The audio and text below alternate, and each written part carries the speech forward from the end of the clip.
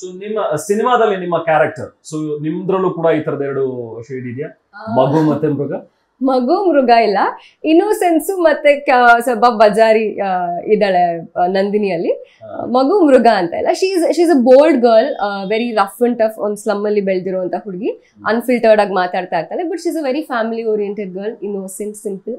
So ಆ ತರ ಶೇಡ್ಗಳನ್ನ ನನ್ನ ಪಾತ್ರದಲ್ಲಿ ನೋಡ್ಬೋದು. ರಿಯಲ್ ಲೈಫಿಗೆ ಎಷ್ಟು ಹತ್ರವಾಗಿದೆ?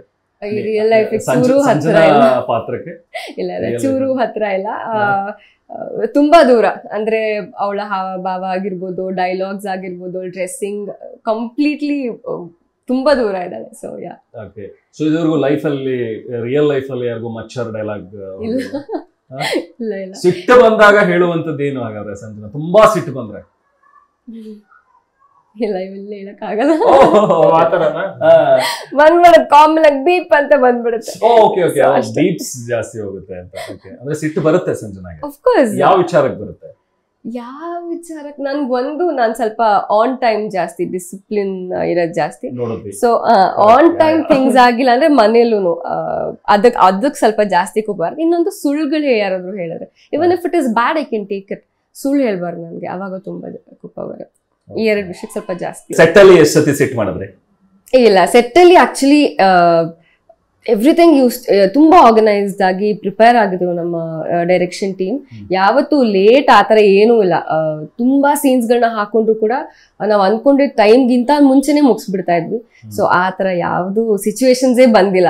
ವೆರಿ ಹ್ಯಾಪಿ ಆಗಿ at the end of the day ಪ್ರತಿಯೊಂದು ಸೀನ್ ಮುಗಿಸಿದಾಗ್ಲೂ ಒಂದು ಕಂಟೆಂಟ್ ಫೀಲಿಂಗ್ ಇರೋದು, ವಾವ್ ಈ ತರ ಪರ್ಫಾರ್ಮ್ ಮಾಡಿದೀವಿ, ಈ ಸೀನ್ ಮಾಡಿದೀನಿ ಅಂತ. ಸೊ ಖುಷಿಯಾಗಿ ಯಾವಾಗ್ಲೂ ಮುಗಿಸಿದೀನಿ. ಆನ್ ಟೈಮ್ ಬರ್ದೇ ಇರೋರು ಯಾರು ಹಾಗಾದ್ರೆ ಸೆಟ್ ಅಲ್ಲಿ? ಇಲ್ಲ, ಎಲ್ರು ಇದ್ಬಿಡ್ತಾ ಇದ್ವಿ ಆನ್ ಟೈಮ್. ಹೌದು. ಅಂಡ್ ಇದು ಇನ್ನೊಂದು ತುಂಬಾ ನಂಗೆ ಇಂಪ್ರೆಸ್ ಆಗಿದ್ದು ಎಕ್ಕ ಸೆಟ್ ಅಂದ್ರೆ ಅವ್ರು ಎಷ್ಟು ಪ್ರಿಪೇರ್ಡ್ ಆಗಿರೋರು ಅಂದ್ರೆ, 2 ಗಂಟೆಗೆ ಸೀನ್ ಇದೆನ ನಾವು ಬೆಳಿಗ್ಗೆ ಬಂದು ನಾನ್ ಅಟ್ಲೀಸ್ಟ್ ಆತರ ಇರ್ತಾ ಇಲ್ಲ. 2 ಗಂಟೆಗಿದೆ ಅಂದ್ರೆ 2 ಗಂಟೆ ಕರ್ಸೋರು 2:15 ಆಲ್ರೆಡಿ ಶಾರ್ಟ್ ಇರೋದು, ರೆಡಿ ಇರೋದು ಆತರ. ಸೊ ಐ ಡೋಂಟ್ ನೋ ಹೆಂಗ್ ಪ್ಲಾನಿಂಗ್ ಮಾಡಿದ್ರು ಅಂತ. AD team, completely direction team ಸಖತ್ತಾಗಿತ್ತು ಪ್ಲಾನಿಂಗ್ ಮಾತ್ರ. They executed really well. So Yuva, ನಿಮ್ಗೆ ಲೈಫ್ ಅಲ್ಲಿ ಮಗು ಮತ್ತೆ ಮೃಗ ಇಬ್ಬರು ಇದಾನ? ಯುವನಲ್ಲಿ ಎಷ್ಟು ಪರ್ಸೆಂಟೇಜ್ ಇದೆ ಎರಡರದ್ದು? ಮಗು ಜಾಸ್ತಿ ಇದೆಯಾ, ಮೃಗ ಜಾಸ್ತಿ ಇದೆಯಾ? ಮೃಗ ಸಿಕ್ಕಾಪಟ್ಟೆ ಇದೆ, ಬಟ್ ಆಚೆ ಬರಲ್ಲ ಅಷ್ಟೇ. ಮಗು ತುಂಬಾ ಸ್ಟ್ರಾಂಗ್ ಆಗಿದೆ ಅಲ್ಲಿ. ಆಯ್ತು ಮಗು ಜಾಸ್ತಿ ಇದೆ, ನೋಡಿಲ್ಲ ಅಷ್ಟೇ, ಕೆಲವರು ನೋಡಿದ್ದಾರೆ ಅಷ್ಟೇ. ಬಟ್ ನನ್ಗೆ ಮಾಮೂಲಿ ಕೋಪ ಜಾಸ್ತಿ ಬರೋದು ಊಟದ ವಿಚಾರ ಅಷ್ಟೇ. ವೆರಿ ಪರ್ಟಿಕ್ಯುಲರ್ ಫುಡ್ ಅಲ್ಲಿ ಲೇಟ್ ಆದ್ರೆ ಹೊಟ್ಟೆ ಹಸುವಾದಾಗ ಒಂಚೂರು ಕೋಪ ಬರುತ್ತೆ. ಓಕೆ ಓಕೆ, ಅಷ್ಟೇ ಆತರ. ಹಸಿವಾದಾಗ ನೀನಾಗಿರಲ್ಲ. ಹಾ ಕರೆಕ್ಟ್, ಹಸಿವಾದಾಗ ನಾನಾಗಿರಲ್ಲ, ನೀನಾಗಿರಲ್ಲ ಅನ್ನೋದಿದೆಯಲ್ಲ. ಓಕೆ, ಇನ್ನುಳಿದಂತೆ ಬೇರೆ ವಿಚಾರದಲ್ಲಿ ಸಿಟ್ಟು ಬರೋದು ಇವಾಗ ತುಂಬಾ ಸಿಟ್ಟು ಬರ್ಸುವಂತ ವಿಚಾರ? ನನ್ಗೆ ಸಿಟ್ಟು ಸಿಕ್ಕಾಪಟ್ಟೆ ಬರುತ್ತೆ, ಬಟ್ ನಾನ್ ತುಂಬಾ ಚೆನ್ನಾಗಿ ತಡ್ಕೋತೀನಿ. ಹೇಗೆ? ಏನು ಅದೇನೋ ಇರುತ್ತೆ ಕೆಲವೊಂದು ಫಾರ್ಮ್, ಹೆಂಗೆ ಅಂತ ಗೊತ್ತಿಲ್ಲ, ಕೌಂಟ್ ಮಾಡಿ ಅವೆಲ್ಲ ಹೇಳ್ತಾರೆ. ಇಲ್ಲ, ಆತರ ಏನಿಲ್ಲ. ಅದ್ ಸಿಟ್ಟು ಮುಗಿದ್ಮೇಲೆ ಎಣ್ಸಕ್ ಬರುತ್ತೆ ನಮ್ಗೆ. ಒಂದು ನೆನಪಾಗಲ್ಲ, ಎರಡು ನೆನಪಾಗಲ್ಲ. ಇಲ್ಲ, ನಾನು ಆದಷ್ಟು ಯಾವ್ದಕ್ಕೂ ಇಮಿಡಿಯೇಟ್ ರಿಯಾಕ್ಟ್ ಮಾಡಲ್ಲ. ನಾನು ಟೈಮ್ ತಗೊಳ್ತೀನಿ. ಸೊ ಪ್ರಾಬಬ್ಲಿ ಟೈಮ್ ತಗೊಳ್ಳೋದನ್ನ ಅಭ್ಯಾಸ ಮಾಡ್ಕೊಂಡು ಅಲ್ಲಿ ನಂದು ಪೇಷನ್ಸ್ ಜಾಸ್ತಿ ಇರುತ್ತೆ. ಬಟ್ ಕೋಪ ಬರುತ್ತೆ, ತುಂಬಾ ವಿಷಯ ಕೋಪ ಬರ್ತಾನೆ ಇರುತ್ತೆ, ಬಟ್ ನಾನು ತಾಳ್ಮೇಲೆ ಇರ್ತೀನಿ. ನಿಜ ಹೆಂಗಂತ ಗೊತ್ತಿಲ್ಲ, ಹೇಳ್ದಂಗೆ ಎಣ್ಸೋದು ಇದು ಗೊತ್ತಿಲ್ಲ. ಮ್ಯಾಕ್ಸಿಮಮ್ ಮೋಸ್ಟ್ಲಿ ಒಂದ್ ಲೋಟ ನೀರ್ ಕುಡಿತೀನಿ. ನೀರು ಕುಡಿದಿರ್ತಾರೆ. ಸಂಜನಾ, ನಿಮಗೆ ಕೋಪ ಬಂದಾಗ? ಹೌದಾ? ಆಪೋಸಿಟ್ ಇಲ್ಲ, ಕಂಟ್ರೋಲ್. ನೀವ್ ಹೇಳ್ದಂಗೆ ಕೋಪ ಎಲ್ಲ ಹೇಳಿ ಬೈದು ಜಗಳ ಎಲ್ಲ ಆದಾದ್ಮೇಲೆ ಯಾಕೋ ಬೇಡವಾಗಿತ್ತಲ್ಲ, ಆಮೇಲೆ ಸಾರಿ ಹೋಗಿ ಹೇಳ್ತೀನಿ ಆತರ. ಸೊ ಇಷ್ಟೇ, ಕಂಟ್ರೋಲ್ ಮಾಡಕ್ಕೆಲ್ಲ ನಾಟ್ ಪಾಸಿಬಲ್. ಹಾಗೆ ಟ್ರೇಲರ್ ಅಲ್ಲಿ ನೀವು ಹೇಳಿದ್ರಲ್ಲ ರಿಪೀಟೆಡ್ ಡೈಲಾಗ್ಸ್, ಅದ್ರಲ್ಲಿ ಇನ್ನೊಂದು ಬರುವಂತದ್ದು ಹೊಸ ಕಥೆ, ಹೊಸ ಜನ, ಹೊಸ ಸ್ಥಳ ಅನ್ನುವಂಥದ್ದು 2 ಸತಿ ರಿಪೀಟ್ ಆಗಿದೆ. ಸಿನಿಮಾ ನೋಡಿದ್ರು ಕೂಡ 3 ಕಥೆಗಳು ನನಗೆ ಕಾಣಿಸ್ತು. ಒಂದು ಹಳ್ಳಿಯಲ್ಲಿರುವಂತಹ ಮುತ್ತು, ನೆಕ್ಸ್ಟ್ ಬೆಂಗಳೂರಿಗೆ ಬರುವಂತವನು, ಒಂದು ಕೆಲಸ ಹುಡ್ಕೊಂಡು ಅಲ್ಲಿ ನಾರ್ಮಲ್ ಒಂದು ಲೈಫ್, ಅದಾದ್ಮೇಲೆ ರೌಡಿಸಮ್, ಒಂದು ಕ್ರಿಮಿನಲ್ ವರ್ಲ್ಡ್ ಗೆ ಎಂಟರ್ ಆಗುವುದು. ಸೊ 3 ಕಥೆಗಳನ್ನ ಹೇಳೋದಕ್ಕೆ ಹೊರಟಿದಾರ ಪದಕ್ಕೆ, ಅಥವಾ ಹೇಗೆ 3 ಶೇಡ್ಗಳು? ಒಂದೇ ಕತೆ, ಬಟ್ ನೀವ್ ಹೇಳಿದ್ದು ಆ ಸಿಚುವೇಶನ್ಸ್ ಹಾಗೆ ಬರುತ್ತೆ. ಅಫ್ಕೋರ್ಸ್ ಹಳ್ಳಿಲಿದ್ದಾಗ ಒಂದ್ ಲೈಫ್ ಒಂಥರ ಇರುತ್ತೆ, ಬೆಂಗಳೂರಿಗೆ ಬಂದಾಗ ಲೈಫ್ ಚೇಂಜ್ ಆಗುತ್ತೆ, ಹೋಗ್ತಾ ಹೋಗ್ತಾ ತುಂಬಾ ಚೇಂಜ್ ಆಗುತ್ತೆ. ಸೊ ಡೆಫಿನೆಟ್ಲಿ ಆ 3 ಶೇಡ್ ನ ನೀವು ಸಿನಿಮಾದಲ್ಲಿ ನೋಡ್ಬೋದು. Okay okay. ಸೊ ಆಡಿಯನ್ಸ್ ಒಂದು ಕಥೆ ನೋಡ್ಕೊಂಡು ಜರ್ನಿ ಮಾಡ್ತಾ ಇದ್ದಾಗ್ಲೇನೆ ಅವನಿಗೆ ಇನ್ನೊಂದು ಹೊಸ ಕಥೆ ಆಗುತ್ತೆ. ಜೀವನ ಚೆನ್ನಾಗಿ ನಡೀತಾ ಇರುತ್ತೆ. ನಾವ್ ಅದಕ್ಕೇನೆ ಕತೆ ಲೈಫ್, ಇಟ್ಸ್ ಅಬೌಟ್ ಲೈಫ್. ಎಲ್ಲರ ಒಂದು ಜೀವನದಲ್ಲಿ ಒಬ್ಬ ಇನ್ನೋಸೆಂಟ್ ಆಗಿರೋ ಮನುಷ್ಯಂಗೆ ಪರಿಣಾಮ ಯಾವ ತರ ಇರ್ಬೋದು ಅನ್ನೋದು. ಅಂದ್ರೆ ಇವಾಗ ನಾನು ಹೇಳ್ದಂಗೆ ತೊಂದರೆ ಅನ್ನೋದು ಬರ್ತಾನೆ ಇರುತ್ತೆ. ಒಂದ್ ತೊಂದರೆಗೋಸ್ಕರ ಹಳ್ಳಿಯಿಂದ ಬೆಂಗಳೂರಿಗೆ ಬರ್ತಾನೆ. ಅದರಲ್ಲೂ ಇದೆ ಸೆಟ್ಲ್ ಆಗ್ಬಿಡೋಣ ಅನ್ಕೊಂಡಿದ್ದೆ ಅಂತ. ಎಲ್ಲ ಓಕೆ, ಎಲ್ಲ ಚೆನ್ನಾಗಿ ನಡೀತಿದೆ, ಓಕೆ ಹಳ್ಳಿಯಿಂದ ಒಂದ್ ಕಾರಣಕ್ಕೆ ಬಂದೆ, ಓಕೆ ಸರಿ ನಡೀತಿದೆ.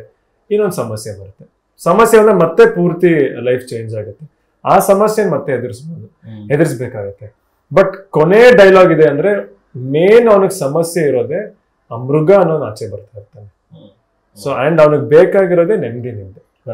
ಸೊ ಆ ಮೃಗಾನ್ ಹೊಡೆದ್ರೇನೆ ಅವನಿಗೆ ಸಿಗೋದ ನೆಮ್ಮದಿ. ಸೊ ಅದ್ರದ್ದು ಹೊಡೆದಾಟ, ಈ ಮಗು ಮತ್ತೆ ಮೃಗ ಮಧ್ಯೆ ಇರೋ ಹೊಡೆದಾಟನೇ ಎಂಟೈರ್ ಸಿನಿಮಾ ಕ್ಯಾರಿ ಮಾಡೋದು. ಅದಕ್ಕೆ ತುಂಬಾ ಬೇರೆ ಬೇರೆ ತರ ಸೀನ್ಸ್ ಇದೆ.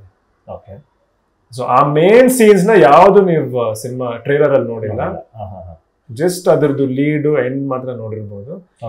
ಬಟ್ ಈ ಕೋರ್ ಇಮೋಷನ್ಸ್ ಮೇಲೆ ಇರೋದು ಎಂಟೈರ್ ಫಿಲ್ಮ್.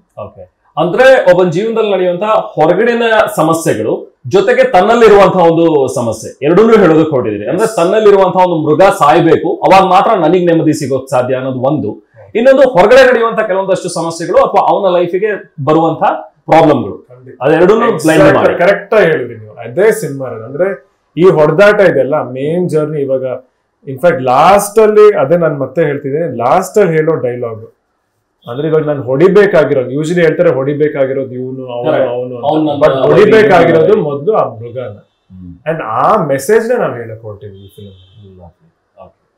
ಸೊ ನಿಮ್ಮ ಪಾತ್ರ ಹೇಗೆ, ಯಾವಾಗ ಸ್ಟಾರ್ಟ್ ಆಗುತ್ತೆ, ಹೇಗ್ ಬರುತ್ತೆ, ಅವರ ಜೀವನದಲ್ಲಿ ಹೇಗೆ ಎಂಟ್ರಿ ಆಗುತ್ತೆ? ಕಂಪ್ಲೀಟ್ ಕಥೆ ಅಲ್ಲ ಅಫ್ಕೋರ್ಸ್, ನಿಮ್ಮ ಪಾತ್ರದ ಎಷ್ಟು ಹೇಳ್ಬೋದು ಇವಾಗ ಅಂತ. ಸೊ ಯಾವಾಗ ಬರುತ್ತೆ ಅನ್ನೋದು ಹೇಳ್ಬೋದಾ? ಎಷ್ಟು ಹೇಳ್ಬೋದು? ಹಳ್ಳಿಯಿಂದ ಅದೇ ಬಂದ ತಕ್ಷಣ ಫಸ್ಟ್ ಲುಕ್ ಅಲ್ಲಿ ಎಕ್ಸ್ಚೇಂಜ್ ಅನ್ಸುತ್ತೆ ಹೊರಡದಲ್ಲೇನೆ, ಅಥವಾ ಏನೋ ಬಿಡಿಸೋ ವಿಚಾರದಲ್ಲಿ. ಸೊ ಆ ಒಂದು ಜರ್ನಿಯಲ್ಲಿ ಅವರು ನಂದಿನಿನ ಮೀಟ್ ಮಾಡ್ತಾರೆ. ಸೊ ಮೀಟ್ ಮಾಡಿದ್ಮೇಲೆ ಅದೇ ದ ಜರ್ನಿ ಗೋಸ್. ಸೊ ಅವಳು ಬೇಸಿಕ್ಲಿ ಬೆಂಗಳೂರು ಹುಡುಗಿನೇ, ಅವಳು ಒಂದು ಸೇಲ್ಸ್ ಗರ್ಲ್ ಹುಡುಗಿ ನಂದಿನಿ, ಬೆಂಗಳೂರಲ್ಲಿ ಸಿದ್ದಾಪುರ ಅನ್ನೋ ಸ್ಲಮ್ ಅಲ್ಲಿ ಇರುವಂತ ಹುಡುಗಿ. ಸೊ ಹಾಗೆ ಇವ್ರ ಜರ್ನಿಯಲ್ಲಿ ಅವರು ಎರಡನೇ ಇದ್ರಲ್ಲಿ ಊರಿಗೆ ಬಂದಾಗ ಸಿಗುವಂತ ಒಂದು ಪಾತ್ರ ಇದೆ. ಲೋ ಪ್ರೊಫೈಲ್ ಆಗಿರುವಂತ ಸೇಲ್ಸ್ ಗರ್ಲ್ ಕ್ಯಾರೆಕ್ಟರ್. ಈ ರಿಟೇಲ್ ಶಾಪ್ಸ್ ಎಲ್ಲ ಆತರ ಸೇಲ್ಸ್ ಗರ್ಲ್ ಹುಡುಗಿ ಅವಳು.